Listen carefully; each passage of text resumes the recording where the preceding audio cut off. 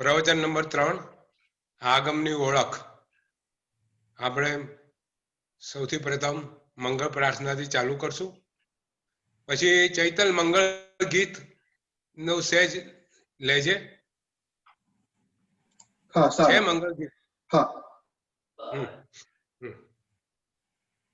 મંગલમ ભગવાન વીરો મંગલમ ગૌતમ પ્રભુ મંગલમ સ્થૂલિભદ્રાધ્યાય જૈન ધર્મોસ્તુ મંગલમ શિવમસ્તુ સર્વજગતઃ પરહિત નિરતા ભવન્તુ ભૂતગણા દોષા પ્રયાન્તુ નાશમ સર્વત્ર સુખી ભવતુ લોકઃ.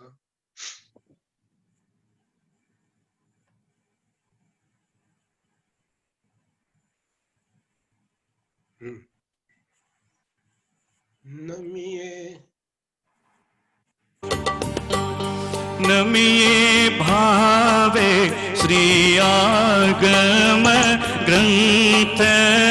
બધા સાથે ઓ નમીએ ભાવે શ્રી આગમ ગ્રંથ,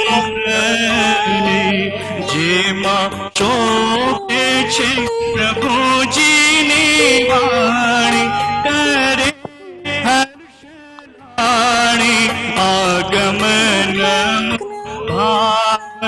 સાથે નમીએ ભાવે આગમ ગ્રંથ, નમીએ ભાવે આગમ ગ્રંથ. શાસ્ત્રો કેસરી સિંહ પરે ગાજતા, ઓ શાસ્ત્રો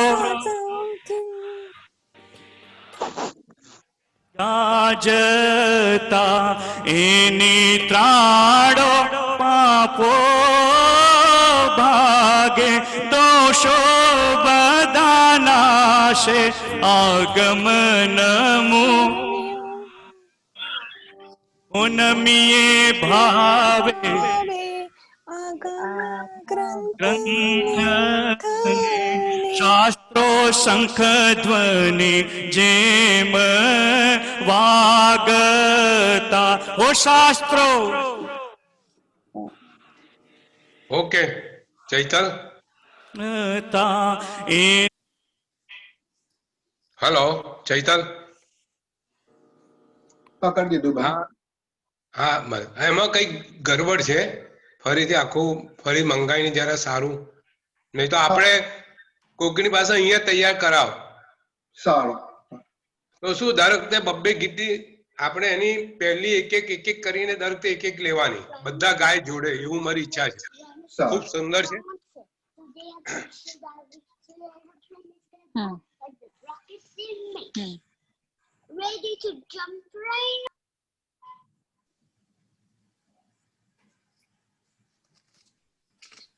આગમ પવિત્ર આગમ ગ્રંથ આપણા સૌના પુણ્યથી આપણે સૌ આગમની ઓળખ મેળવી રહ્યા છે.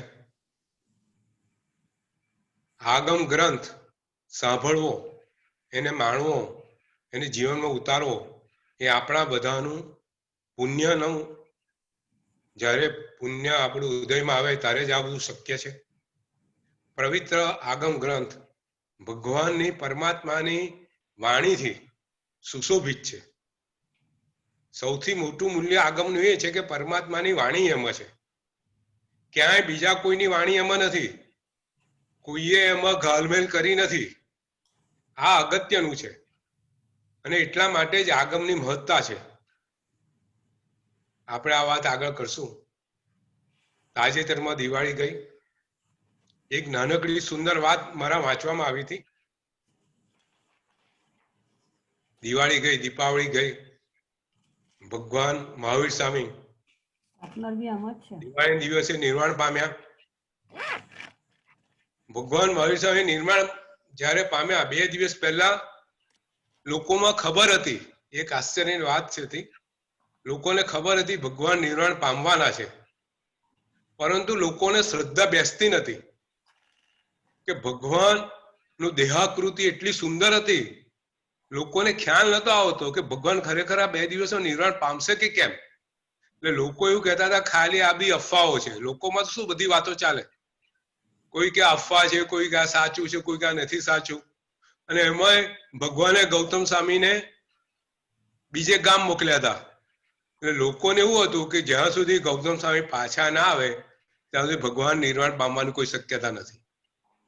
આ તો સમાજ છે ને, આજે બી આપણે એવી રીતે બધી વાતો કરતા હોઈએ કે પોતાનો પ્રથમ શિષ્ય ગૌતમ સ્વામી ને ભગવાને બહાર મોકલ્યો છે, એ આવે નહીં ત્યાં સુધી ગૌતમ ભગવાન કેવી રીતે નિર્વાણ પામે? પણ ભગવાન તો વિતરાગ હતા. આપણા લોકોના મનમાં રાગ હતો કે ભગવાનને ગૌતમ સ્વામી પ્રત્યે રાગ છે, ગૌતમ ભગવાનના પ્રથમ શિષ્ય ગૌતમ સ્વામી છે, પણ ભગવાન તો વિતરાગ હતા. ભગવાનને ગૌતમ સ્વામી પોતાના પ્રથમ ગણધર છે, એ કઈ રાગ એમને હતો નહીં, એ તો વિતરાગ અવસ્થામાં હતા. વાત એ છે કે ભગવાનના જ્ઞાનથી સમગ્ર ભારત વર્ષ ઝગમગી ઉઠ્યો હતો. અને એ ભગવાન જ્યારે ખરેખર દિવાળી દિવસે નિર્વાણ પામે છે ત્યારે એકદમ શોક દુઃખનું વાતાવરણ, ગમગીન વાતાવરણ આખા ભારત વર્ષમાં ઊભું થઈ જાય છે. પાવાપુરી આખું આંસુથી ધબકી ઉઠે છે.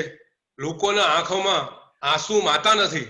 લોકોને ખ્યાલ નથી આવતો કે ભગવાન 2 મિનિટ પહેલા સુંદર અવસ્થામાં હતા અને આ બધો દેહ છોડીને ભગવાન ચાલ્યા ગયા. ઇન્દ્ર મહારાજા લોકોને બહુ સાંત્વન આપે છે, પરંતુ લોકોની આંખોમાંથી અશ્રુધારા અટકતી નથી. ત્યારે ઇન્દ્ર મહારાજા બધાને કહે છે કે જો આજે આ ધરતી પરથી જ્ઞાનનો પ્રકાશ હસ્ત થયો છે. ભગવાને જે 30 વર્ષ સુધી ફરીને દેશના આપી, 30 વર્ષ સુધી ગામે ગામ ભગવાને વિહાર કર્યો અને દેશના દ્વારા લોકોના હૃદયમાં જે અંધારું હતું એને દૂર કર્યું. આ જ્ઞાનનો પ્રકાશ હવે ગયો છે, પરંતુ આપણે ભલે ભાવ દીપક અસ્ત થયો, આપણે બધા દીપક પ્રગટાવી અને અજવાળું આપણે દ્રવ્ય દીપકથી માણીશું. અને આ રીતે લાખો દીપક એ દિવસે ભારત વર્ષમાં દિવાળીની રાત્રે પ્રકાશિત થયા. અને આપણે આ રીતે દિવાળીની ઉજવણી કરીએ છીએ. આપણે ઘેર આપણે દીવા પ્રગટાવીએ છીએ. ભગવાનનો જ્ઞાનનો પ્રકાશ ભલે અસ્ત થયો, પણ આપણા હૃદયમાં એ જ્ઞાન પ્રજ્વલિત રહે છે. વાત બહુ સુંદર છે. વાત એવી છે કે ભલે દિવાળી ગઈ, વાત એવી છે કે ભલે દિવાળી ગઈ, પણ આ દિવાળીના જે દીવા જે પ્રગટાવ્યા છે એને તું ઓલવતો નહીં. ભલે આ દિવાળી ગઈ, પણ દિવાળીના પ્રગટાવ્યા જે તારા હૃદયમાં, જે તારા ચિત્તમાં તે પ્રગટાવ્યા છે એને તું ઓલવતો નહીં. આ દીવા શેના છે? આ દીવા ભગવાનના યાદમાં જે આપણે પ્રગટાવ્યા છે એ દીવા 3 વસ્તુના છે, જે આપણે આખું વર્ષ ચાલુ રાખવાના છે. એક દીવો છે ઉત્તમ સત્સંગનો. આપણે સત્સંગ માણી રહ્યા છે, બરાબર છે ને? આ દિવાળીનો જે દીવો આપણે પ્રગટાવ્યો છે આખા વર્ષનો, એક સત્સંગનો છે. બીજો આપણા સત્વનો છે.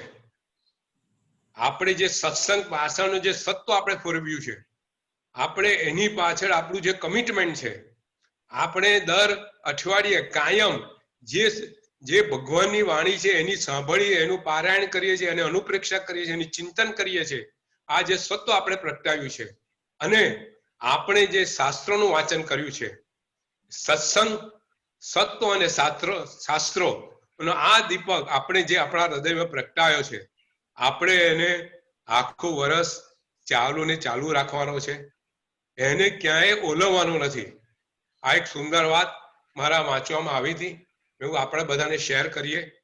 આપણે આખું વર્ષ ભગવાનની વાણી સાંભળતા રહીએ, એના શાસ્ત્રો વાંચતા રહીએ, આપણે જીવનમાં ઉતારતા રહીએ, અને એ રીતે આપણે બધાનું આત્મા શુદ્ધિ થાય, એ આપણું આ દિવાળી પછીનું આ કર્તવ્ય આપણે ખ્યાલ રાખીએ.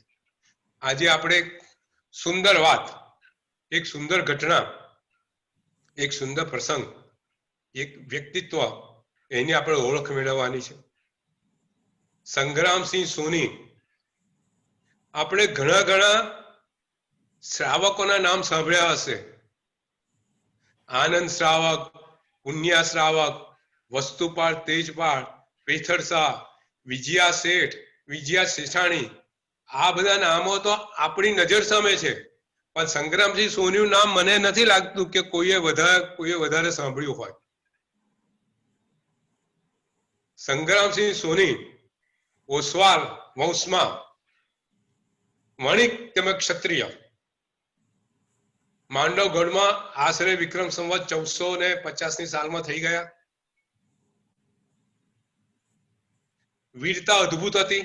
જો આપણા શ્રાવકો જુઓ, એમનું વ્યક્તિત્વ તમે જુઓ, આપણને આશ્ચર્ય થશે કે આપણે ક્યાં છે અત્યારે, આપણું લેવલ સમાજમાં ક્યાં છે ને આ શ્રાવકોનું લેવલ ક્યાં હતું. એક તે માંડવગઢમાં, આખા ભારતમાં એક તે માંડવગઢ મોહમ્મદ ખિલજીના શાસનમાં આવતું હતું. મુસ્લિમો આવી ગયા હતા. જુઓ, વસ્તુપાલ તેજપાળે ઘણા મુસ્લિમ રાજાને હરાવ્યા હતા, ગુજરાતમાં પ્રવેશ કરવા દીધા નતા. વસ્તુપાલ તેજપાળે આખો ઇતિહાસ અલગ છે. એને કેવી રીતે કર્યું, ખૂબ જાણવા જેવી વસ્તુ છે કે આપણા જે શ્રાવકો હતા એ મંત્રીઓ હતા, પણ સાથે ક્ષત્રિય હતા, સાથે એ તલવાર ચલાવતા, ભાલા ચલાવી જાણતા હતા. અને મુસ્લિમોના લાખો સૈનિકોને એ લોકોએ મોતને ઘાટ ઉતાર્યા છે ગુજરાતમાં આવે ને એટલા માટે. અને એ જ મુસ્લિમ રાજા સાથે વસ્તુપાળે મૈત્રી બી બાંધી છે. અને એ મુસ્લિમ રાજા વસ્તુપાળને ભય જેવા માનતા હતા અને નક્કી કર્યું હતું ક્યારે ગુજરાત પર આક્રમણ નહીં કરું. આ એમની કુનેહ હતી. આ વીરતા અને કુનેહનો એ લોકોમાં એ હતો. તો આપણે વાત કરતા સંગ્રામસિંહ સોનીની. સંગ્રામસિંહ સોની 1450 સાલમાં માંડવગઢમાં મહાઅમાત્ય મંત્રી તરીકે હતા, ત્યાંના ખજાનચી તરીકે હતા. સમગ્ર માંડવગઢ દેશનું ખજાનચી સંગ્રામસિંહ સાચવતા હતા. એ સંગ્રામસિંહ જ્યારે એ પહેલા ખંભાતમાં હતા, એ ખંભાતમાંથી પોતે પોતાના ગુરુના કહેવાથી, સોમસુંદર સુરી મહારાજ સાહેબ હતા, એમના કહેવાથી એ માંડવગઢ આવ્યા. જ્યારે માંડવગઢમાં એમને પ્રવેશ કર્યો ને, ત્યારે એ સમયે એક સાપ ફણા લઈને નાચતો હતો. અને એના પર સંગ્રામસિંહને પોતે દુર્ગા માતા દેખાયા. એટલે એમને નિમિત્ત શાસ્ત્રને પૂછ્યું, જે નિમિત્તજ્ઞ હોય એમને પૂછ્યું કે હું જ્યારે પ્રવેશ કરતો હતો ત્યારે ફણા લઈને સાપ નાચતો હતો અને દુર્ગા માતા, એનું રહસ્ય શું? તો નિમિત્તજ્ઞએ કીધું કે સંગ્રામસિંહ, તું માંડવગઢમાં આવ્યો, તારા માટે બહુ મોટું સુકનનું કારણ છે. તું ખૂબ ધનવાન બનીશ, તું ખૂબ આગળ વધીશ. અને સંગ્રામસિંહે ત્યાં વેપાર ચાલુ કર્યો, બહુ આગળ વધ્યા. અને એ વખતે ત્યાંના સુબેદાર જ્ઞાનસિંહ હતા, એમના ખાસ માણસ બન્યા. હવે એક વખત સંગ્રામસિંહ અને જ્ઞાનસિંહ પોતે બહાર રસાલા સાથે જતા હોય છે. તો રસ્તામાં બપોર પડી હોય છે, બધાને આરામ કરવાનો, થાકી ગયેલા હોય છે, આરામ કરીએ. તો એક આંબાના વૃક્ષ નીચે બધા આરામ કરે છે. જ્ઞાનસિંહ ઊંઘી, જે જ્ઞાનસિંહ જે રાજા હોય છે એ થોડી વારે આરામ થઈ જાય છે એટલે જાગે છે તો આંબાના વૃક્ષ નીચે હોય છે અને આંબા પર નજર કરે છે. એક બી કેરી હોતી નથી આંબા ઉપર. એટલે પોતાના માણસો પૂછે કે આંબા પર કેરી કેમ નથી? તો કે આંબો વાંચ્યો છે, એટલે કે કેરી થાય એવો છે નહીં. એટલે જ્ઞાનસિંહ તરત ઓર્ડર આપે છે કે આવો વાંજ્યો આંબો મારે જોઈએ નહીં, એને કાપી કાઢો. હવે આ રાજાઓ છે, એમને આંબામાં વનસ્પતિ કાંઈ જીવ ને એમને કઈ કિંમત છે નહીં. સંગ્રામસિંહ સોની ત્યાં હાજર હોય છે.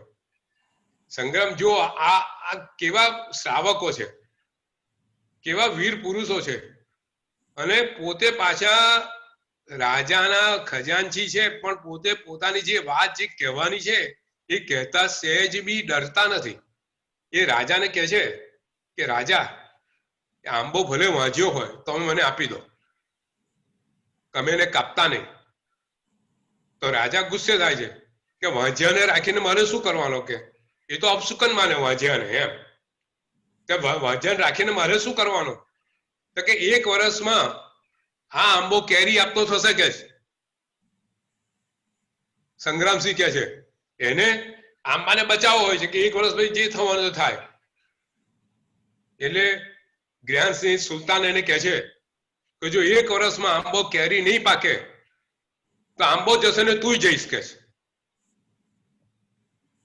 જો આ બધા રાજાઓ આવા, એટલે જ્ઞાનસિંહ 2 હાથ જોડીને કહે છે કે ચોક્કસ રાજા, આંબાને તમે મને આપી દો અને આંબામાં આવતે વર્ષે કેરી આવશે જ. અને ત્યાંથી રસાલો જતો રહે છે. બીજે દિવસે સંગ્રામસિંહ ત્યાં આવે છે. આંબાના વૃક્ષ નીચે અઠ્ઠમ તપની આરાધના કરી અને મોટો સ્નાત્ર મહોત્સવ નું આયોજન કરે છે. આંબાના વૃક્ષ નીચે ત્યાં આગળ સ્નાત્ર મહોત્સવ કરે છે. અદભુત સ્નાત્ર મહોત્સવ થાય છે. અને સ્નાત્ર મહોત્સવ અને એનાથી જે આંબાની અંદર જે વ્યંતર હોય છે એ પ્રસન્ન થાય છે અને સંગ્રામસિંહને પગે પડે છે અને પૂછે છે સંગ્રામસિંહને કે તમે શું ઈચ્છો છો. એ વ્યંતરને કહે છે કે તું અહીંથી જતો રહે, આંબા પર મારે કેરીઓ થાય એવું હું ઈચ્છું છું. વ્યંતર બહુ ખુશ હોય છે, સંગ્રામસિંહને ખુશ કરી દે છે. વ્યંતર ત્યાંથી જતો રહે છે અને વર્ષ પસાર થાય છે અને આંબા ઉપર કેરીઓ આવે છે, ખૂબ સરસ મોટી મોટી કેરીઓ.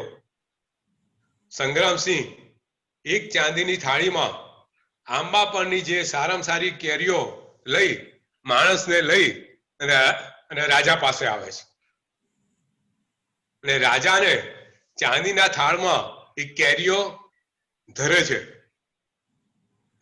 રાજા પૂછે છે, રાજા તો વાત ભૂલી ગયેલો હોય છે, એને આવું કશું કીધું છે અને કદાચ ધ્યાનમાં આવે તો ફરી બોલાવત. રાજા પૂછે છે કે કેરીઓ શેની? ત્યારે સંગ્રામસિંહ કહે છે કે રાજા, તમે જે આંબો એક તે કાપવાનો કીધેલો એ આંબા પર કેરીઓ ઉગી છે.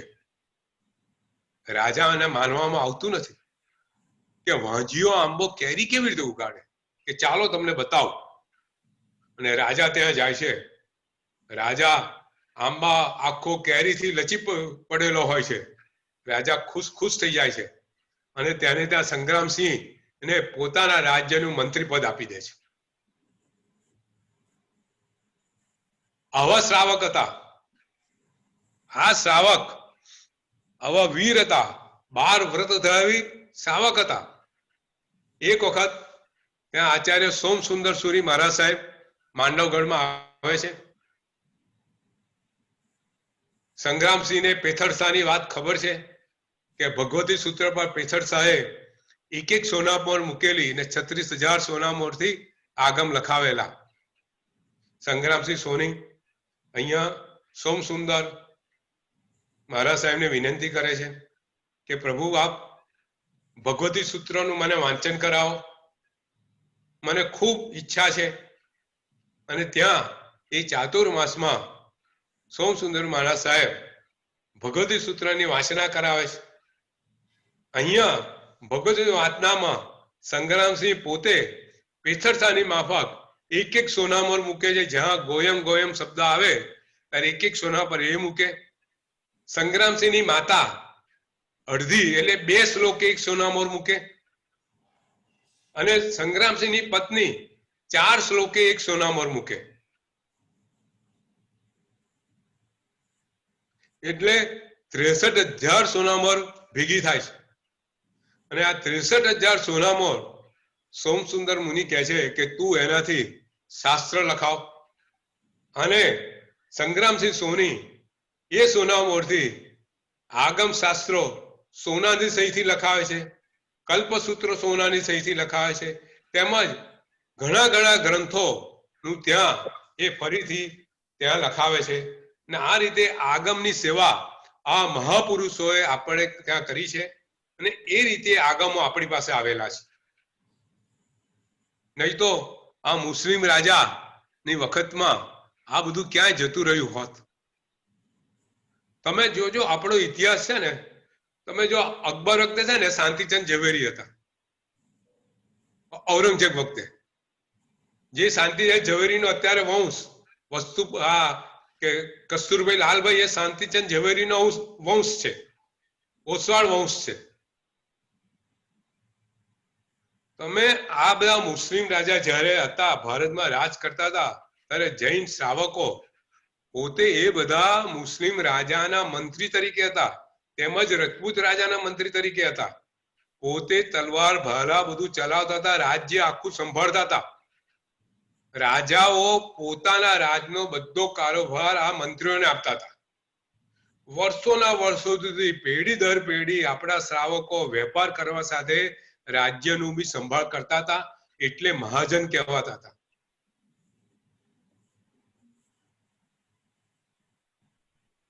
અને શહેરમાં, ગામમાં, નગરમાં કશું બી કોઈના કુટુંબમાં નાનો ગણવી મુશ્કેલી આવે, વાત આવે, સોલ્યુશન ના આવતું હોય તો પંચ છેલ્લે ક્યાં કોની પાસે આવે? તો મહાજન પાસે આવે. આ શ્રાવકોનું મહાજન હતું. શ્રાવકો આ રીતે આપણા ભારત વર્ષમાં શ્રાવકોનું આ માન હતું, આ વર્ચસ્વ હતું. કોઈને પૈસાની જરૂર પડે તો શ્રાવકો પાસે આવે, ઘરમાં કઈ મુશ્કેલી હોય તો શ્રાવકો પાસે આવે, કોઈ વિખવાદ હોય તો શ્રાવકો પાસે આવે, ગામના સુથારને કઈ જરૂર હોય તો શ્રાવક પાસે આવે. આ રીતે શ્રાવકો ગામની અંદર પોતાનું વર્ચસ્વ હતું. ગામમાં કશું હોસ્પિટલ બાંધ્યું હોય તો શ્રાવક પૈસા આપે, સ્કૂલ બાંધ્યું હોય તો શ્રાવક પૈસા આપે. આખી સામાજિક વ્યવસ્થામાં શ્રાવકોનું મોટું યોગદાન હતું. આજે આ બધું આપણે જોઈ રહ્યા છે. આપણે તો હજુ છે પણ ખૂબ ઘસાઈ ગયેલું છે. આપણે ત્યાં સાપ જાય અને લીસોટા રહે એવી વાત છે અત્યારે. હજુ છે, હજુ લોકો કાર્ય કરે છે, પણ જે મહત્તા હતી, જે મહાજનનું વર્ચસ્વ હતું, એ બધું જતું રહ્યું છે, ખૂબ ઓછું થઈ ગયું છે. આપણે વાત આગમની કરતા હતા કે આગમ આ રીતે આપણી પાસે અત્યારે ટકી રહ્યું છે. આપણે ગઈ વખતે આગમની ભાષાની વાત કરી હતી, યાદ હોય તો. આગમની આપણે સૌથી પહેલા આગમની શૈલી કેવી છે એની વાત કરી હતી. પછી આપણે આગમની ભાષાની વાત કરી હતી. તો ગઈ વખત અને વચ્ચે મારા પર એક પ્રશ્ન આવ્યો હતો. પ્રશ્ન ગઈ તો થોડું આપણે ચર્ચા કરી હતી, પણ મને લાગે છે એનું થોડું વિસ્તરણ જરૂરી હતું. કારણ કે લોકોના મનમાં અત્યારે પ્રશ્ન છે કે આપણા બધા સૂત્રો, આ જે સૂત્રો છે આગમમાંથી ઉતરી આવેલા છે, જે પ્રતિક્રમણ કરીએ છીએ, સામાયિક કરીએ છીએ, ચૈતન્ય કરીએ છીએ, એ આવશ્યક સૂત્રો બધા આગમમાંથી છે. તો આ બધા સૂત્રો અત્યારે અર્ધમાગધી ભાષામાં છે અને આપણે ગોખવા પડે છે, બરાબર ને?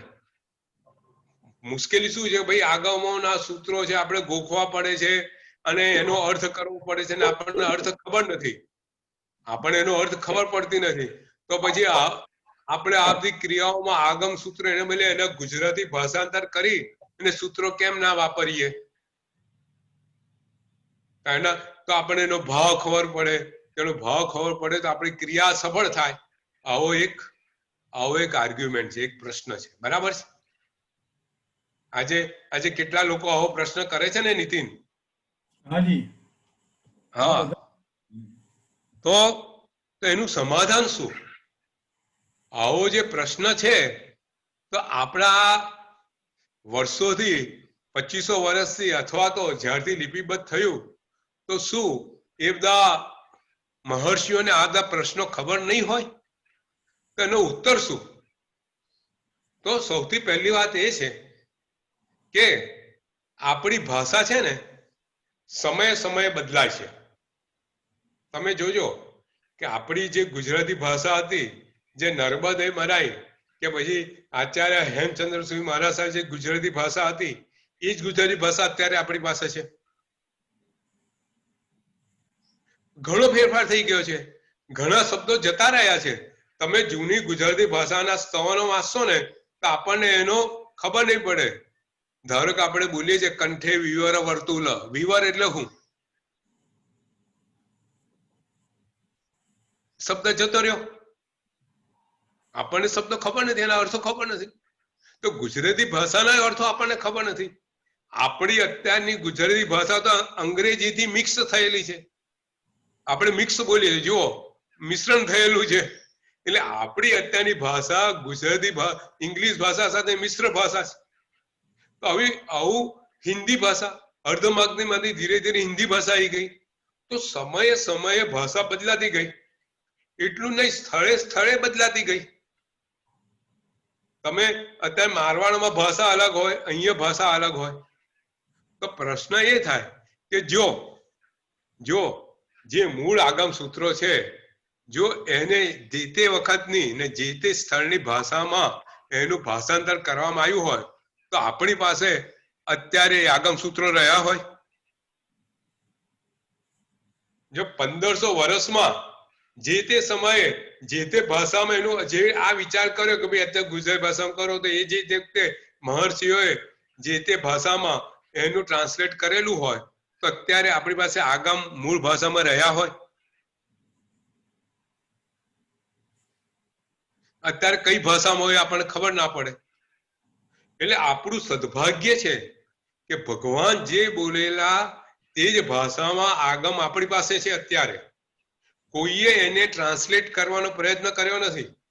એ આપણું પુણ્ય છે. બરોબર છે. હવે બીજી વાત ધારો કે બધા નક્કી કર્યું કે ટ્રાન્સલેટ કરીએ, તો ટ્રાન્સલેશન બધાનું એક સરખું હોય. ધારો કે લોગસ ઉદ્યોગરે લોગસ સૂત્રનું ટ્રાન્સલેશન કરવું છે, તો ગુજરાતી ભાષાના 5 આચાર્યો છે, 10 આચાર્યો, તે પોતે પોતાની રીતે ટ્રાન્સલેટ કરે ને, તો 10 નું ટ્રાન્સલેશન અલગ આવે. ભાઈ કોનું ટ્રાન્સલેશન માન્ય કરવું, કોનું ટ્રાન્સલેશન આપણે માન્ય કરીએ? પેલા મહારાજ કે મારું કરો, પેલા કે મારું કરો, તો શું થાય? મોટો વિખવાદ થઈ જાય. પછી કેટલાકનું માને, કેટલાકનું માને. પછી શું થાય? ધારો કે આપણે પ્રતિક્રમણ કરતા હોઈએ, બધા ભેગા થાય. ધારો કે હું વડોદરાથી સુરત ગયો કે મુંબઈ ગયો, મુંબઈમાં મેં પ્રતિક્રમણ કર્યું બધા વચ્ચે. હવે મુંબઈ વાળાની ભાષા અલગ છે, એમને ગુજરાતી ભાષાના કોઈ ગુરુ મહારાજનું ટ્રાન્સલેટ કરીને ત્યાં પ્રતિક્રમણ કરે છે.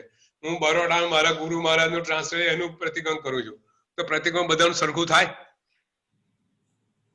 શું થાય? કોઈ લોકબસ કયા સૂત્રમાં બોલે, કયા સૂત્રમાં અવ્યવસ્થા, પ્રતિક્રમણ રહે જ નહીં. એટલે ભારે અવ્યવસ્થા થઈ જાય. સમજો કે કોઈ કહે છે કે ભાઈ તમે ગુજરાત ટ્રાન્સલેટ કરો, પણ આખી અવ્યવસ્થા સર્જાઈ થાય. આજે જે વ્યવસ્થા છે, પ્રતિક્રમણ એક સૂત્રે બોલાય છે, ચૈત્યવંદન સામાયિક એક સૂત્રમાં ભારતભરના કે દુનિયાભરના બધા બાળકો આપણે બધા એક સૂત્ર એક ભાષામાં શીખીએ છીએ, એ આખું બંધ થઈ જાય. ખૂબ મોટું નુકસાન થાય. હજુ આગળ આ જુઓ, આ મહર્ષિએ આ બધી વસ્તુનો વિચાર કર્યા હતા કે અત્યારે આ સૂત્રો અર્ધમાગધીમાં જ કેમ છે. આ બધા સૂત્રો છે ને, આ બધા સૂત્રો મંત્ર છે. દરેક સૂત્રમાં મંત્ર રહસ્ય છુપાયેલું છે. આ મંત્રો છે. ધારો કે ઓસગરમ સૂત્ર લઈએ તો ઓસગરમ સૂત્રમાં વિષફુલિંગ મંત્ર આખો છુપાયેલો છે, એની અંદર વણી લેવામાં આવેલો છે. નવોરી અંતાણામાં દરેક શબ્દમાં શું લખ્યું છે? 68 તીર્થ સાર. એક શબ્દની અંદર રહસ્ય છુપાયેલું છે, મંત્ર છુપાયેલા છે. લોગોસના એક શબ્દમાં મંત્ર છે. નમુથુણમના એક સૂત્રમાં મંત્ર છે. હવે આ બધી વસ્તુ જતો રહે તો આખું જે મંત્ર શાસ્ત્ર છે એનો નાશ પામે. આજે બી બધા મંત્રોની આરાધના થાય છે. આપણે જાતે નમસ્કાર મંત્રની આરાધના કરી રહ્યા છે, કેટલાક લોગોસ મંત્રની આરાધના કરી રહ્યા છે, કેટલાક ઓસગર સૂત્રની આરાધના કરી રહ્યા છે. તો આ બધી આરાધના જે સૂત્રો હતા, જે સૂત્રો મંત્રોથી બધા ઉર્જાવંત થયેલા હતા એ બધા સૂત્રો નાશ પામે. એટલે આપણી જે મહામૂલી મંત્રો છે, રત્ન સમાન મંત્રો છે, સૂત્રો છે, એ બધા નાશ પામે. એ ઉપરાંત દરેક જે સૂત્રો છે, દરેક જે આગમ છે, જે દરેક શબ્દો છે, તે શબ્દોના અનેક અર્થો છે. મહર્ષિઓએ જે ધારો લોગસ ઉજોગરે બોલો તો લોગસના એક અર્થ ના હોય, લોગસના અનેક અર્થો હોય. અને એના પર મોટા મોટા શાસ્ત્રો લખાયેલા છે. નમુથનમ પર પરમ તેજ તમે વાંચો તો કેટલા પાનાનું છે ચૈતલ પરમ તેજ? પરમ તેજ તો મતલબ દર વખતે વાંચું છું, પણ આઈ થિંક 80-90% સુધી જ વાંચી શકું છું. લાસ્ટ 10% તો વર્ષોથી ખતમ જ નહીં થતું. કહેવાનો મતલબ શું, હજારો પાનામાં એનું વર્ણન કરવામાં આવ્યું છે. એવા સૂત્રો, અર્થ ગર્ભિત, મંત્ર ગર્ભિત, રહસ્ય ગર્ભિત આ બધા સૂત્રો આપણી પાસે ટકી રહ્યા છે. એનું એક જ કારણ છે કે એનું ટ્રાન્સલેટ કરવામાં આવ્યું નથી. અને આપણને કોઈ એવું કે ભાઈ તમારામાં આપણને કશો મુશ્કેલી હોય, ભાઈ અત્યારે કોરોના છે તો તમે આ મંત્રનો જાપ કરો, તો તમે ના તમે મને ટ્રાન્સલેટ કરીને આપો તો હું જાપ કરું, એવું કોઈ દિવસ આપણે કહીએ જ કેમ? તો કારણ આપણને ખબર છે મંત્રની ત્યાં જ મહત્તા છે. એટલે આજે જે આગમ સૂત્રો એના મૂળ સૂત્રો રીતે ભગવાનની મૂળ વાણી રૂપે આપણી પાસે આવ્યા છે. એ આપણું ખરેખર સદભાગ્ય છે. અને એટલે જ આપણે એનું મૂલ્ય જાણીએ છીએ. બહુ એક સામાન્ય વાત છે, મને એક વિચાર આવે છે કે આપણે ત્યાં છે ને, ધારો કે સૂત્રો મૂળમાં ના હોત, બદલાઈને આવ્યા હોત, તો એનો જે મૂળ અર્થ રહ્યો હોત, મૂળ અર્થ જ ના રહે. આપણે ત્યાં મેનેજમેન્ટ છે ને, કોમ્યુનિકેશન ગેપ કહેવામાં આવે છે. કોમ્યુનિકેશન ગેપ એટલે શું કે તમે કોકને કોક વાત કહો, તમે કોઈકને એક વાક્ય કીધું, એક કોઈ વસ્તુ કોઈને સમજાય, તમે એ વાત પછી બીજાને સમજાવો તો 100% એને જ ફોર્મમાં હોય, એના ફોર્મમાં ના હોય, એમાં તમારું કોઈક તમે ઉમેરેલું હોય. બરાબર ને?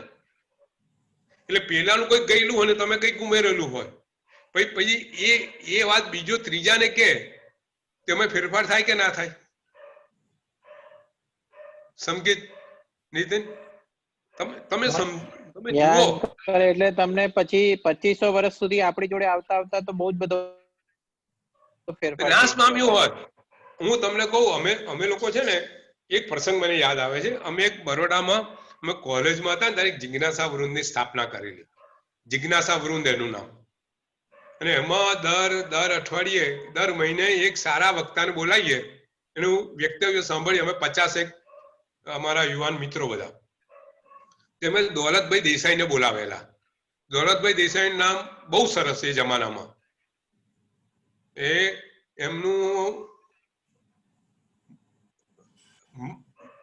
રણ તો લીલાછમ કરીને મોટે ભાગે એમનું ગુજરાત સમાચારમાં આર્ટિકલ આવતા હતા. હવે તો દોલતભાઈ દેસાઈ છે ને, એ MS યુનિવર્સિટીમાં સાયકોલોજીના હેડ હતા.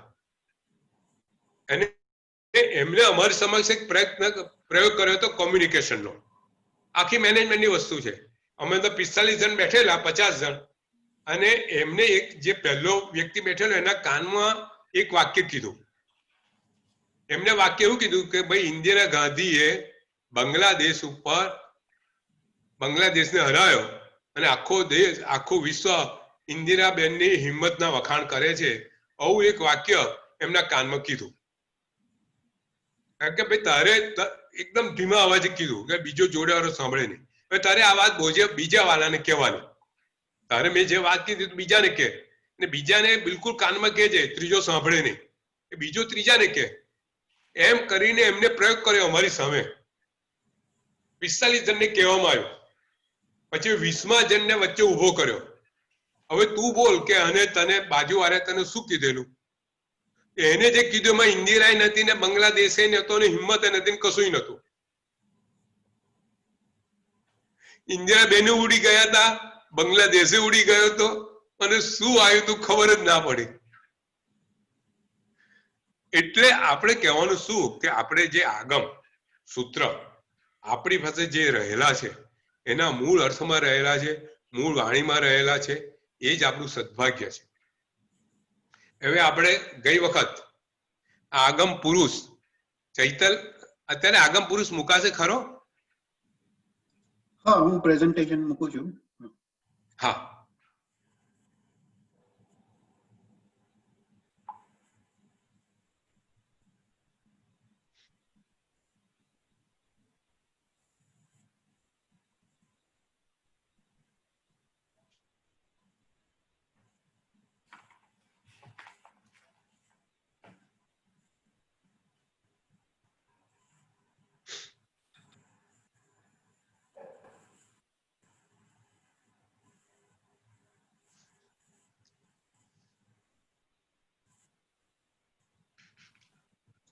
હા, દેખાય છે ને બધાને?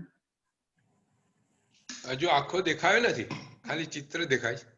યા મને દેખાય છે. તને દેખાય છે? ઓહો, એટલે ચિત્ર મને દેખાય છે. હા, દેખાયું દેખાયું. જુઓ, આપણા પૂર્વ મહર્ષિઓએ જે આગમ 45 આગમ છે એને એક આગમ પુરુષ તરીકે કલ્પના કરવામાં આવી છે. એમાં જે 45 આગમ છે એમાં મૂળ 12 અંગ છે, બરાબર છે? એ 12 અંગ એ શરીરના 12 અંગ સાથે એને સરખામાં આવ્યા છે.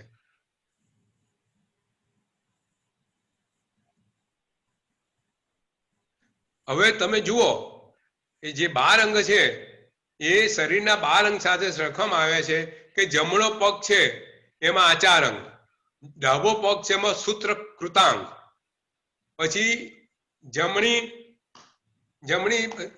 જાનુ એમાં સ્થાનાંગ, ડાબી જાનુ એમાં સમાવ્યાંગ, પછી જમણી સાથળ એટલે ભગવતી સૂત્ર, ડાબી સાથળ એટલે જ્ઞાતા ધર્મ સૂત્ર, પછી જમણો હાથ એટલે ઉપાસક અંગ, ડાબો હાથ એટલે અંતકૃત દશાંગ, નાભી એટલે અનુક્તોરા પાતિક, વક્ષસ્થળ એટલે પ્રશ્ન વ્યાકરણ, લોક એટલે વિપાક અને મસ્તક એટલે દષ્ટિવાદ. આ રીતે 12 અંગો આપણે ત્યાં 12 અંગોને શરીરના અંગો સાથે સરખાવવામાં આવ્યા છે. અને આ 12 અંગોના 12 ઉપાંગ, 12 ઉપાંગના નામ બી અહીંયા ચૈતરે બતાવેલા છે. એ 12 ઉપાંગ દરેક અંગ સાથે સંકળાયેલા છે. આ 12 ઉપાંગના નામ, આ જો 12 ઉપાંગના નામ બી આવેલા છે. જે આ વર્તુળ છે એની જે પુરુષ છે એની ડાબી બાજુ 12 ઉપાંગના નામ આવેલા છે. એવું આ આગમ પુરુષની કલ્પના કરવામાં આવી છે કે આપણને જેથી ખ્યાલ રહે તો એની ડાબી બાજુ એ જે છે 12 ઉપાંગના નામ છે. 12 ઉપાંગના નામ હું અહીંયા વાંચું છું. ઓવાવય, રાય પસેણી, જીવાભિગમ, પ્રયપન્ના,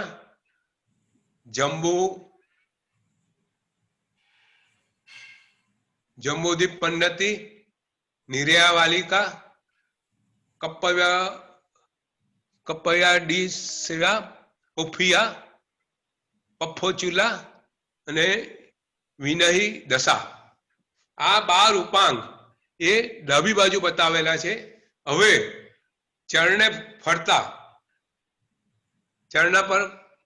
ચરણે એના જે પુરુષના પગ છે એનું આખું વર્તુળ છે. જે વર્તુળ છે એ પૈવનના સૂત્રો છે, 10 પૈવનના સૂત્ર. આપણે નામ વાંચવાની જરૂર નથી અત્યારે, પણ એ 10 પૈવનના સૂત્ર છે. હવે એને નીચે કેમ મૂકવામાં આવ્યા છે? તો કે આ છે ને આ જે 12 અંગ અને ઉપાંગને અહીંયા સપોર્ટિવ એને વધારે માહિતી આપતા પૈવનના સૂત્રો છે. હવે જે અંગ સૂત્રો છે, જે 12 અંગ સૂત્રો છે એ ભગવાનની હાજરીમાં ગંધર્વ ભગવંતોએ રચેલા હતા. જ્યારે ઉપાંગ સૂત્રો જે છે એ ભગવાન જયારે નિર્વાણ પામ્યા પછી જે મહર્ષિઓ થઈ ગયા, શ્રુતધર કેવડી થઈ ગયા, એ લોકોએ રચેલા છે. અને જે પૈવનના સૂત્રો છે એ બી આ રીતે મહર્ષિ ભગવંતોએ રચેલા છે.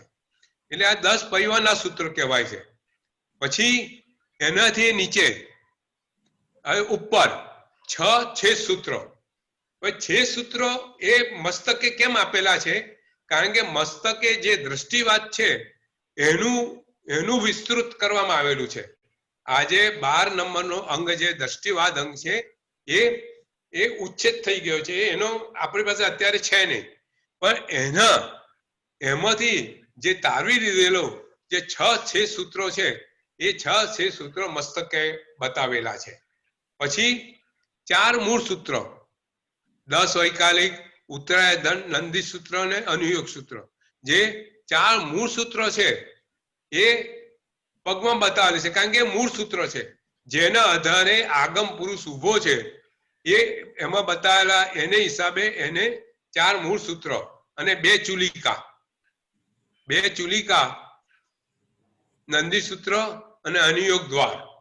નંદી સૂત્ર અને અનુયોગ દ્વાર 2 ચુલિકા છેક નીચે એટલા માટે છે કે એનાથી આગમ પુરુષ શું છે એ આપણને ખબર પડે છે. આ સૂત્રથી આજે આગમ સૂત્ર વાંચે એ પહેલા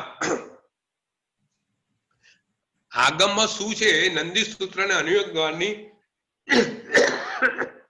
પહેલા કલ્પના, એના દ્વારા મુનિ ભગવંતો એ પહેલા એનો અભ્યાસ કરે છે. 1 મિનિટ.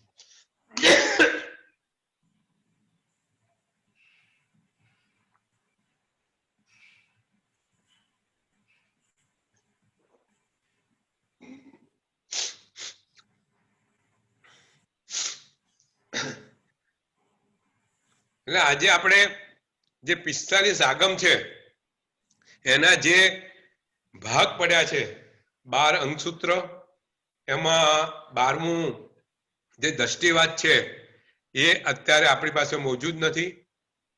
12 ઉપાંગ સૂત્ર, 10 પૈવનના સૂત્ર, 6 શેષ સૂત્ર, 4 મૂળ સૂત્ર અને 2 ચુલિકા. આવી રીતે ટોટલ 45 આગમો આપણી પાસે અત્યારે છે. બરોબર છે? અહીંયા કોઈને પ્રશ્ન હોય તો પૂછી શકે છે. આપણે એક એક આગમ સૂત્ર લઈશું, એમાં શું આવેલું છે એનું આપણે આગળ નેક્સ્ટ પ્રવચનથી શરૂઆત કરશું. પણ અત્યારે એના પછીના પ્રવચન પર બી જઈએ. ગુરુજી, અંકલ, જમણી બાજુ જે ડોટ છે એનું શું મતલબ છે? જમણી બાજુ જે જમણી બાજુ એ આગમ સૂત્રો છે, અંગ સૂત્રો. જમણી બાજુ જે છે આગમ પુરુષના જે જમણી બાજુ છે એ 12 અંગ સૂત્રો છે. Okay okay okay. એ મારે કહેવાનું રહી ગયું તમને. એ જે જમણી બાજુ છે એ અંગ સૂત્રો છે અને ડાબી બાજુ ઉપાંગ સૂત્રો છે. બરાબર. અને અંકલ આનો મીનિંગ શું થાય? પ્રકરણ, છેદ, મૂળ, ચુલિકા, આ બધાનો અર્થ શું થાય? એટલે ગુજરાતી જ છે આ વસ્તુ, આઈ મીન મને ખબર નથી એટલે અર્થ શું થાય? અંગ ઉપાંગ તો ખ્યાલ આવી ગયો. હા, હું તમને સમજાવું. એટલે આ બધા આગમ સૂત્રોના મહર્ષિઓએ આપણા સમજવા માટે વિભાગ પાડ્યા છે. તો સૌથી પહેલા અંગ સૂત્ર એટલે શું કે મૂળ સૂત્રો ગણધર ભગવંતો રચેલા છે, ભગવાનની વાણી છે, એટલે મૂળ પુરુષ થઈ ગયો હોય. બરાબર છે? પછી ઉપાંગ એટલે એનું વધારે વિસ્તૃત વિવેચન, એ ઉપાંગ એટલે શરીરમાં હાથના ઉપાંગ એટલે શું? આંગળીઓ, એટલે એનો વિસ્તાર. બરોબર?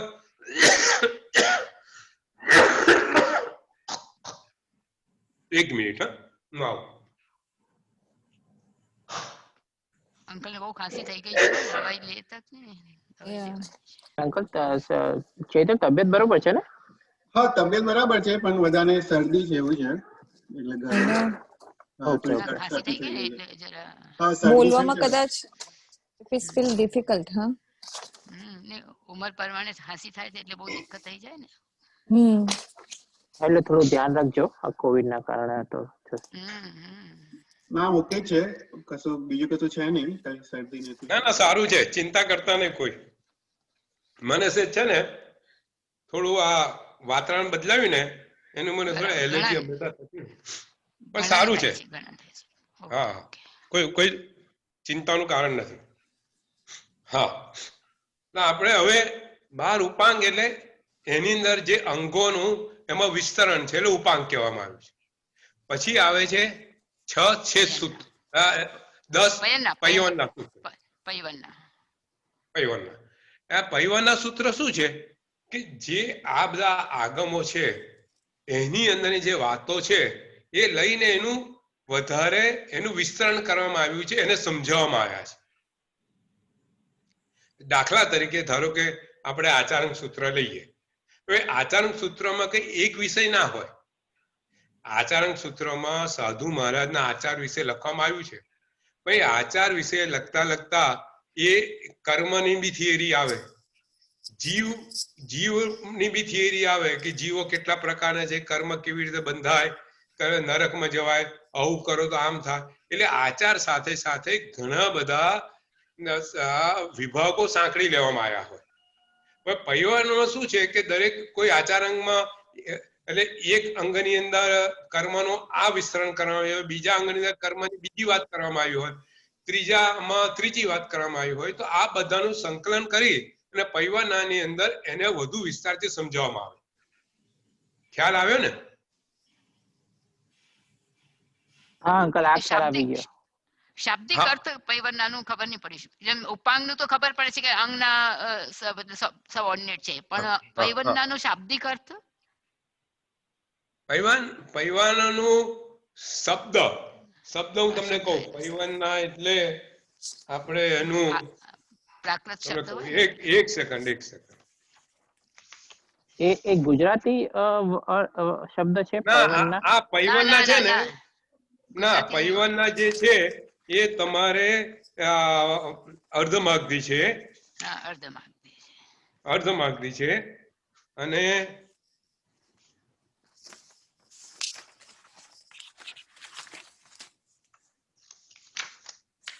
વાંધો નહીં, પછી બતાવી દેજો. ચાલો આપ ચાલો એક સેકન્ડ, આપણે જે મારી પાસે છે એક જ સેકન્ડ. પ્રશ્ન છે તો આપણે એનું એટલે પૈવનના ગુજરાતી તો ન જ હોય એ શબ્દ. હા, પૈવનનું બીજું નામ પ્રકીર્ણ. આપણે છે ને જો હા આપણે કોઈ બી પુસ્તકો પાછળ પ્રકીર્ણ નથી હોતા. હા, આપણે જો કોઈ બી આપણું ભણવાનું પુસ્તક લઈએ, ટેક્સ્ટ બુક લઈએ, પાછળ પ્રકીર્ણ હોય એટલે કે એમાં કોઈક વસ્તુ હોય એનો અર્થ એમાં સમજાવેલો હોય. બરાબર. જેમ આપણે ક્લિયર ના થાય પેલા આપણે કોઈ પ્રકીર્ણ વાંચીએ પછી એમાંથી પાછા આગળ આવીએ. બરોબર છે? ખ્યાલ આવ્યો? ધારો કે આપણે ગંધર્વાદ લઈએ, ગંધર્વ પ્રકીર્ણ બનાવવું હોય તો આપણે કહીએ કે ભાઈ આ વાદ એટલે શું. ત્યાં આપણે વાત સમજાઈએ નહીં કે કયા કયા વાદો છે, કેવી રીતના વાદો પ્રકીર્ણમાં લઈએ. એટલે જે મૂળ વાત છે એ મૂળ વાતને ગંધર્વાદ એ રીતે ચાલ્યા કરે એને આપણે ડિસ્ટર્બ ના કરીએ, પણ પ્રકીર્ણની અંદર એ વાત સમજાઈએ કે લોકોને ખબર પડે, ભાઈ પ્રકીર્ણ વાંચીને ફરી આગળ આવે. બરાબર છે? એ પૈવનના. પછી છેદ સૂત્ર એટલે કે આ બધા આગમોમાં મૂળ છે ને આચાર વિચાર પરના આગમો છે. આ બધા સમજીએ. પ્રશ્ન ખૂબ સુંદર છે. પ્રશ્ન એકદમ સરસ પ્રશ્ન છે. હવે છેદ સૂત્ર શું કરે? છેદ સૂત્રમાં જે કઈ આચાર હોય, હવે આચાર સાધુ ભગવાન પાડતા અમુક આચારમાં ક્યાંક ક્ષતિ રહી જાય, કોઈ કારણસર આચાર પોતે પાળી ના શકે. બરાબર બને ને? આજે આપણે ધારો કોઈ પચખાણ લીધું, પચખાણમાં કોઈ કારણે પચખાણનો ભંગ થાય. બરાબર છે? કોઈ કારણસર થાય. કોઈ એવા પ્રશ્નો આવે કે આ પચખાણ લેવું કે નહીં, એવા બી પ્રશ્નો આવે, તો આ બધા વખતે શું કરવું એ છેદ સૂત્રમાં આવે છે. પ્રાયશ્ચિત ઉપરાંત નિરાકરણ. તમારે આ માર્ગ લેવો કે આ માર્ગ લેવો. હું તમને દાખલા તરીકે વાત કહું. એક સાદી વસ્તુ છે, ખૂબ સરસ પ્રશ્ન છે. ધારો કે કોઈ વ્યક્તિએ શાસનના બહુ મોટા કાર્ય એ વ્યક્તિ કરી રહ્યા છે, શાસન ખૂબ અગત્યના કાર્ય કરી રહ્યા છે, અને આજે એમને ઉપવાસનું પચખાણ લીધું. શારીરિક પરિસ્થિતિ એવી છે, ઉપવાસ કરે તો એમને આરામ કરવો પડે. હવે એ સવારે ઉપવાસ કરીને ગુરુ ભગવાન પાસે વંદન કરવા આવ્યા, અને ગુરુ ભગવંતે કીધું કે ભાઈ તમારે આજે કોઈ બી હિસાબે સુરત જવું પડે એવું છે, આ અગત્યનું કામ છે. પેલા ભાઈ કે સાહેબજી મારે આજે ઉપવાસ છે, તો કે ના તું ઉપવાસ આજે પચખાણ ભલે લીધું હોય તું નવકારસી કર, પણ તું ત્યાં જા. તો આવું કોણ કહી શકે? એ ગુરુ મહારાજ કહી શકે. હા, એટલે આ મૂળ માર્ગ નથી, આ અપવાદ માર્ગ થયો. આ કારણસર એમને કરવું પડ્યું. તો ગુરુ મહારાજને ખબર હોય કે આ અપવાદ માર્ગ લેવો કે મુખ્ય માર્ગ લેવો, અને ગુરુ મહારાજ કે ભલે તારે આજે ઉપવાસ છે પણ તું આજે નવકારસી કરીને જા, કારણ કે શાસનનું કામ વધારે અગત્યનું છે તારા ઉપવાસ કરતા. તારું શરીર સાચવવું એટલું અગત્યનું છે, તું નવકારસી કર અને તું ત્યાં જા. એટલે આવી બધી વાતો, આવી તો આ તો સાદો દાખલો આપ્યો.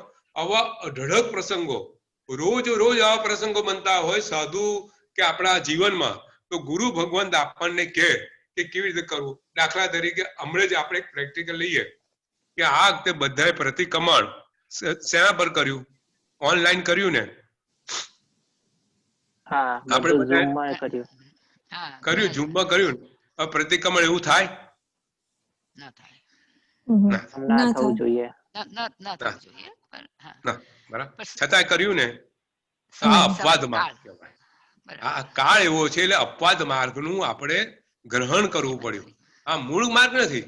એટલે આ જે વસ્તુ છે એ આપણને ગુરુ ભગવંતો કહે કે હા ભાઈ અત્યારે પરિસ્થિતિ આવી છે કે તમે આ રીતે કરો. એટલે સમય અને સંયોગ પ્રમાણે જે માર્ગ દેખાડે એ 6 સૂત્રોમાં આ બધુંનું વર્ણન આવે. એટલે આજે બી છે ને આચાર્ય જયઘોષસુરી મહારાજ સાહેબ પાસે બધા સમુદાયના મહારાજો પોતાના કોઈ બી પ્રશ્ન હોય ને એમની પાસે લઈને આવે કે આમાં શું કરવાનું, એટલે એનું સમાધાન આપે કે તમે આવી રીતે કરો. એટલે આ જે ગીતાર્થ મુનિ ભગવંતો કહેવાય ને એમની પાસે એનું જ્ઞાન હોય, આપણી પાસે જ્ઞાન ના હોય. બરાબર છે? પછી શું આવ્યું? મૂળ સૂત્ર. 4 મૂળ સૂત્ર.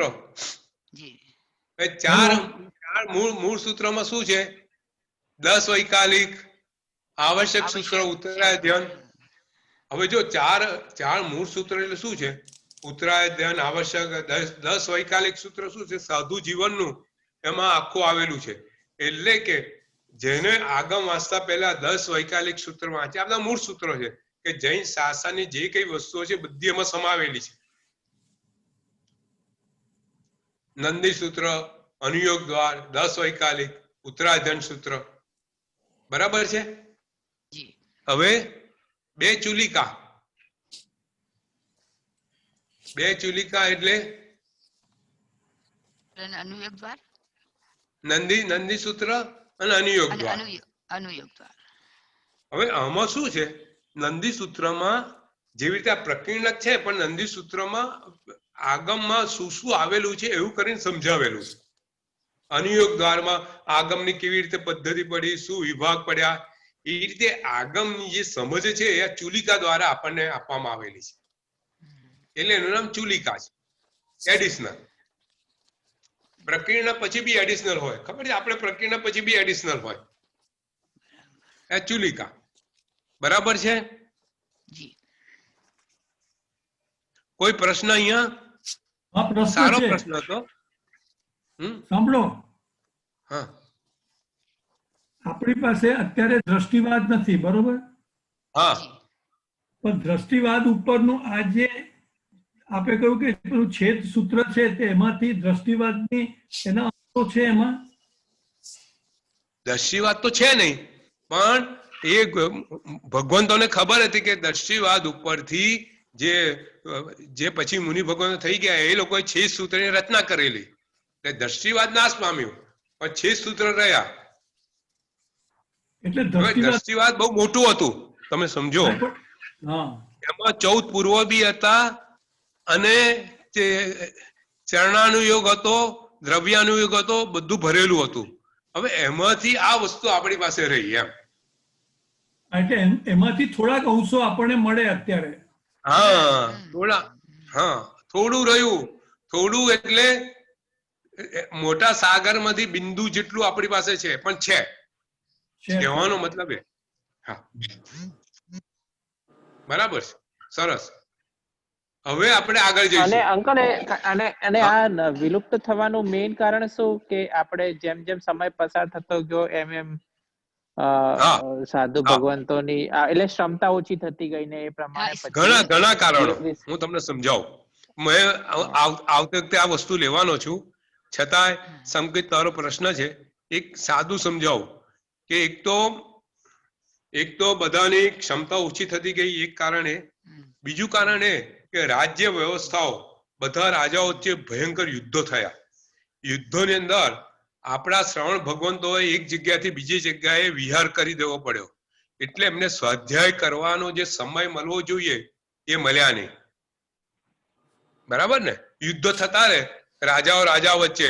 અશોક રાજા કલિંગ રાજા વચ્ચે યુદ્ધ થાય એટલે શ્રવણો એ દેશમાંથી બીજા દેશમાં એમને વિહાર કરવો પડે. એ તો એમને બી લોકો સૈનિકો મારી કાઢે. એટલે આ બધા કારણે એમનો બધો સમય વિહારોમાં અને એ બધા જવાના કારણે એમને સ્વાધ્યાયનો એટલો સમય નહીં મળ્યો. પછી ત્રીજું કારણ, દુકાળ પડ્યા. દુકાળને કારણે એમને ગોચરી ના મળે.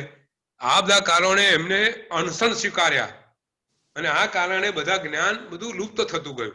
ઘણા કારણો છે, આપણે આવતી વખતે જ્યારે ડિટેલમાં લઈશું અને આગામ વાતનાઓ શું થઈ, કેવી રીતે થઈ, આ બધું આપણે લઈશું. ખૂબ જો તે આગમ લો પણ કેટલો ઇન્ટરેસ્ટિંગ રીતે આપણે બધું જાણવા મળે છે. હવે આપણે બહુ અગત્યની વાત પર જઈએ છીએ. 9:04 થઈ જાય. આજે પ્રશ્ન છેડી લઉં, પછી આવતી વખતે પ્રશ્ન લઈશું. ખૂબ સુંદર વાત છે કે ભાઈ આગમનું મહત્વ આપણે ત્યાં આટલું બધું કેમ? એક વાત છે કે આગમ જે છે આ શ્રુત જ્ઞાન કહેવાય. આગમ શું કહેવાય? શ્રુત જ્ઞાન કહેવાય. તો આ શ્રુત જ્ઞાનનું મહત્વ આપણે ત્યાં આટલું બધું હોવાનું કારણ શું અને કેવી રીતે છે અને કેમ છે એ આપણે જો 9:04 થઈ જાય, થોડું 5-10 મિનિટ લઉં છું, પણ આવતી વખતે એના ખૂબ ડિટેલિંગમાં જઈશું. ખૂબ સુંદર વસ્તુ છે કે આપણે ત્યાં જો એક વાત કરીએ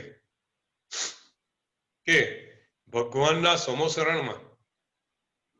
સમોસરણ જે છે, ભગવાનના સમોસરણમાં ભગવાનનું જે મૂળ સ્વરૂપ છે એની જમણી બાજુ સૌથી પહેલા કોણ બેસે? ગણધર ભગવંતો બેસે. ત્યાર પછી કેવળી ભગવંતો બેસે. ભગવાન જો સમોસરણમાં જે છે ને ભગવાનના 4 રૂપો હોય, એમાં મૂળ રૂપ ભગવાન પૂર્વ તરફ જોતા હોય. મૂળ રૂપમાં ભગવાન જે મૂળ સ્વરૂપ છે એમાં ભગવાન પૂર્વ દિશાને જોતા હોય એ રીતે ભગવાન બેસે. એને પૂર્વ દિશામાં જોતા હોય તો ભગવાનની જમણી બાજુ સૌથી આગળ એમના પગ પાસે ગણધર ભગવંતો બેસે. પછી કેવળ જ્ઞાની બેસે. એટલે સાધુ બેસે, એમાં કેવળ જ્ઞાની બેસે, અને પછી સાધ્વી બેસે, અને પછી દેવીઓ બેસે. જમણી બાજુ શ્રાવકો, એમાં રાજાઓ હોય, દેવો હોય, એ પહેલા બેસે, પછી શ્રાવકો બેસે, શ્રાવિકાઓ બેસે. ડાબી બાજુ ને? ડાબી બાજુ. ડાબી બાજુ. બરાબર છે ને? તો હવે પ્રશ્ન એ છે કે જમણી બાજુ જે કેવળજ્ઞાની ભગવંતો છે એ ગણધર ભગવંતોની પાછળ કેમ? એ તો કેવળ જ્ઞાની છે, એમને આગળ બેસાડવા જોઈએ. ગણધર ભગવંતો જે છે જેને કેવળ જ્ઞાન થયું નથી એમને પાછળ બેસાડવા જોઈએ. એને બદલે ગણધર ભગવંતો આગળ કેમ ને કેવળ જ્ઞાનીઓ પાછળ કેમ? તો ભગવાન એક સ્પષ્ટ સંદેશ સાંભળે અને પછી રચે, એટલે માટે એ સાંભળે બરાબર. હા, સંતોષ. ભગવાન અહીં બહુ સ્પષ્ટ સંદેશ આપે છે કે ભાઈ જે કેવળ જ્ઞાન છે તે મૂક જ્ઞાન છે.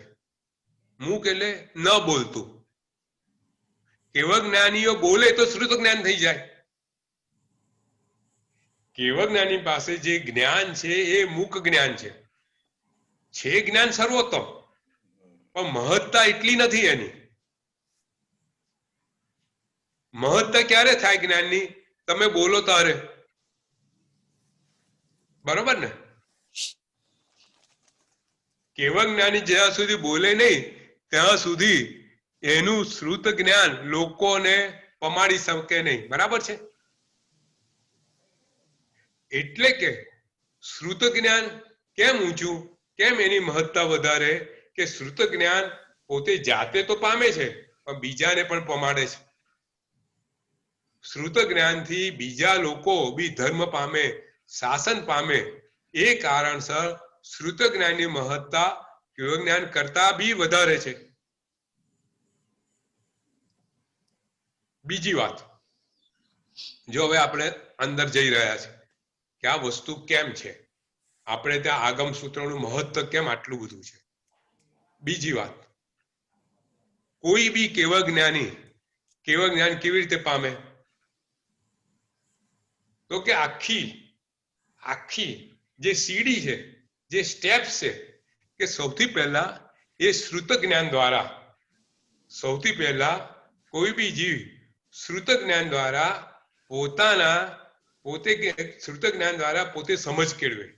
એમ કરતો કરતો એનું જ્ઞાન વધતું જાય, જ્ઞાનનો ક્ષયક્ષમ વધતો જાય.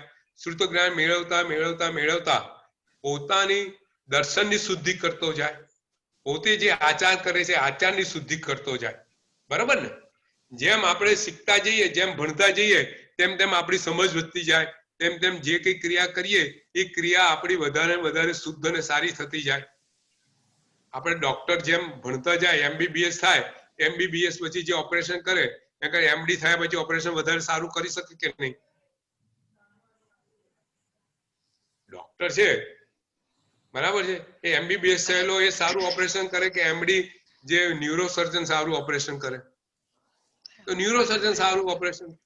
કેમ? તો કે જેમ જેમ શીખતો ગયો, જેમ જેમ કેળવતો ગયો, તેમ તેમ એના આચાર થયું ને, ઓપરેશન કરવું એ આચાર થયું, એ ક્રિયા થઈ, તો એની ક્રિયાની શુદ્ધિ, આવડત બધું વધતું ગયું. એટલે કે જેમ જેમ આ શ્રુત જ્ઞાન એ મૂળ છે, શ્રુત જ્ઞાનના મૂળ દ્વારા આ જીવ આગળ વધતો એની વિચારની શુદ્ધિ થતી ગઈ, દર્શન શુદ્ધિ થતી ગઈ, ચારિત્ર શુદ્ધિ થતી ગઈ. એમ કરતા કરતા કરતા કરતા જેમ શુદ્ધિ વધતી ગઈ તેમ એના આત્માના અધ્યવસાયો શુદ્ધ થતા ગયા, બરોબર છે? જેમ આપણા આચાર શુદ્ધ થાય, જેમ આપણા વિચાર શુદ્ધ થાય, એવો આપણા આત્મા વધુ ને વધુ શુદ્ધ થતો ગયો. જેમ આપણો આત્મા વધુ ને વધુ શુદ્ધ થતો ગયો તેમ તેમ આપણો જ્ઞાનાવર્ણ્ય જે કર્મો છે, દર્શનામોન્ય જે બધા કર્મોનો બી ક્ષય થતો ગયો. એમ કરતા કરતા કરતા કરતા આપણી પ્રગતિ એક અમૃત ચક્ર, હું એને અમૃત ચક્ર કહું છું. આખો જેમ 20 ચક્ર હોય છે એવી અમૃત ચક્ર છે. એ ચક્રમાં આપણે જેમ વધ્યા એમ આપણી શુદ્ધિ થતી ગઈ. એમ કરતા કરતા એક વખત એવો આવ્યો કે આપણો જ્ઞાન સંપૂર્ણ શુદ્ધ બન્યું, આપણે કેવળ જ્ઞાનને પ્રાપ્ત કર્યા. તો કેવળ જ્ઞાનની પ્રાપ્તિનો મૂળ આધાર શું? શ્રુત જ્ઞાન. એટલે કે કેવળ જ્ઞાનની પ્રાપ્તિ શ્રુત જ્ઞાનના આધારથી થાય છે, એટલે શ્રુત જ્ઞાનની મહત્તા વધારે, બરોબર છે? બરોબર. હજુ આગળ જવું છે કે પછી નેક્સ્ટ ટાઈમ લેવું છે? નેક્સ્ટ ટાઈમ લઈએ આપણે. ઓકે, ચાલો, વેરી ગુડ.